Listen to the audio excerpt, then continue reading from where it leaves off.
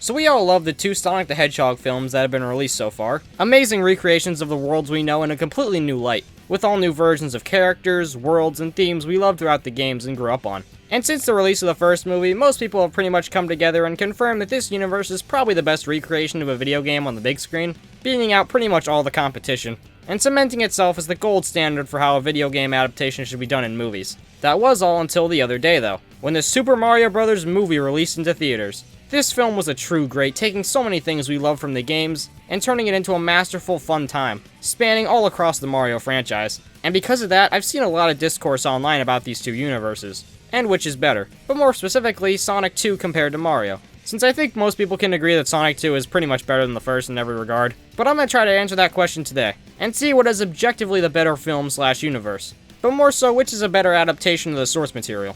And PSA, I think it is fair to compare the second Sonic movie to the first Mario movie, since both films are pretty similar in terms of scale, and things it tries to recreate from the games, with Sonic 2 feeling much more like a Sonic game than the first movie. But I will say before we start, I am not some epic movie reviewer man like Nostalgia Critic, so this isn't going to be very professional, just what I personally think is important to having a good adaptation, and not really a better movie quality-wise. I'm going to be doing the same thing I did with the Jazzwares and Jacks video, pitting the two in a 5-category comparison. But before we start, please mash that subscribe button. I want to hit 30k by the end of the year, and I believe we can do that if we wish really, really hard and you just hit the button. It's free and you can always change your mind. This isn't an order, it's a threat. Also, I made a Shrek video and not many people watched it, so after this, if you can all check out my Shrek video, I think it's really funny and you'll all like it, so there's a lot of Lord Farquaading in it, so I'm sure it'll be great, so if you could check it out after this, that would be the world to be. Thank you. Sorry for plugging, so here's a funny edit I made for compensation. But anyways, let's hop right in, starting with plot. Spoilers for the Mario movie. I'm going to be talking about the post-credit scene where Junior, Joseph, and... So starting with Sonic 2, the plot is pretty epic. After the first film, Sonic meets Tails and they're both trying to beat out Eggman and Knuckles to find the Master Emerald. The two lose the race and Eggman harnesses the power of the Emerald, creating a huge Death Egg robot that Sonic, Tails, and then Knuckles have to defeat, with eventual help from Super Sonic. And then they go home as the new Guardians of the Master Emerald. It's a pretty great plot, all things considered, being simple enough to be enjoyed by most audiences, but complex enough to stand on its own 2 feet. As for being a great adaptation, it's pretty cool too. It's not really a recreation of one game, but more so a combination of all 3 classic games, which I think was the perfect way to go. We get a lot of cool recreations and stuff from the games, and a sick final battle which felt really deserved. But how does the Mario movie compare? Well, it's kind of an interesting case since Mario never really has plots. It's always, get the princess. That's about it. So the movie never really had much to work with starting out. So because of that, the plot is pretty simple. Bowser wants to rule the world and marry Peach. There is a lot of cool stuff included, like the Kongs and Mario and Luigi wanting to make it in Brooklyn. But even then though, it still has an extremely simple plot. But to be fair, there's not really much they could have done. I saw people dogging on the movie because of this, which, I mean, what were they supposed to do? Were they supposed to have Mario fighting Hamburger Helper in space or something? Mario's a franchise has never really gone beyond the basic plot point of turtle want wife. It was pretty cool to see Odyssey tied in at the end of the story, but it's not really that insane or anything. This one just kind of had a skill issue right out the bat, so I'm gonna give this one to Sonic 2. Then let's move on to characters, starting with Mario. Now, like the plot, Mario's never really had any 3-dimensional characters. Mario being the brave, nice guy, Peach being a helpful damsel in distress, Luigi being cowardly, and Bowser being an evil douche. However, despite all this, the movie absolutely flies with the ensemble, turning these tropes into some very entertaining characters, with their traits being adapted perfectly into a 90-minute runtime. Mario is brave enough to fight Donkey Kong, Luigi is terrified by dry bones and is kinda stupid, but then you got other characters which were given newer personalities to fill in the gaps. Peach is now a badass, Toad's an overconfident comic relief, and Bowser is evil, but he's a very big goofball. It's very well done. Given what they had to work with, they did a phenomenal job. However, Sonic, my god. The Sonic movies aren't really going for direct adaptations, and they really try to make their own universe, unlike Mario. And my god, does that pay off here. Sonic's cast is full of lovable goofs which create a truly amazing dynamic between everyone on screen. Sonic's a natural leader who's stupid and full of himself, Tails is smart and keeps Sonic in line but is too cowardly a lot of the time, and Knuckles charges into any scenario head first without planning or thinking, and just destroying everything in his path. The 3 work absolutely perfect together, having the perfect amount of flaws and traits that fit in with each other like puzzle pieces. And because of that, their interactions on screen are absolute gold. They're just so fun to watch, they absolutely made the film. And then the human characters like Eggman, who we'll get to later, is an absolute joy. And Tom and Maddie are the moral high grounds that combat Sonic's goofiness. I just have to give this one to Sonic, Knuckles just warms my heart. Then let's go on to the more technical aspects of each film, but the designs themselves. Sonic's design was of course... No!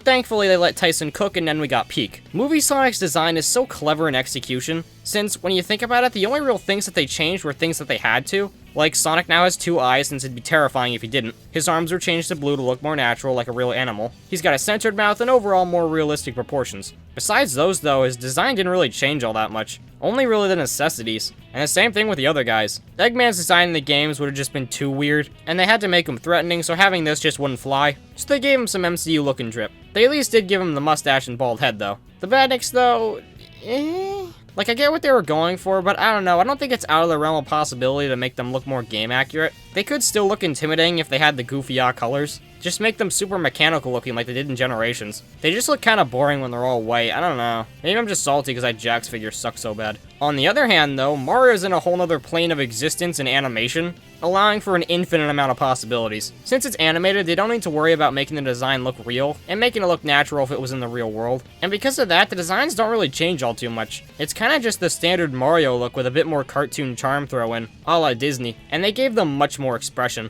I'd say the only character who really changed was Bowser slightly, just having more green scales around his arms and legs. Overall, they're very appealing and extremely faithful designs, so I'm giving them the point here. After that, an important thing I think a good adaptation needs is good world building. AKA introducing the characters in the world in a nice consumable way, but also not explaining everything considering most people are probably aware of the source material. For Sonic, it's a tad weird, since the movie takes place in our world and Sonic and friends are from outer space. I think this was most definitely the right way to go, since if they went the route of Sonic and friends secretly living on Earth or something the whole time, that would have just been really stupid. But the world building is kind of just done to the minimum it needs to tell the story, and more accurately, just introduce the new characters in the film. Knuckles is given much more of a backstory than Tails, which is completely fair, since his clashes with Sonic's and it sets up their whole dynamic and hatred for each other. Besides that, though, I will say I think they didn't dive far enough into the whole space thing. Things do just sorta happen, and if you didn't read the prequel comic, then you'll have no idea what's happening. And even when you do, this thing isn't even— is this thing canon or not?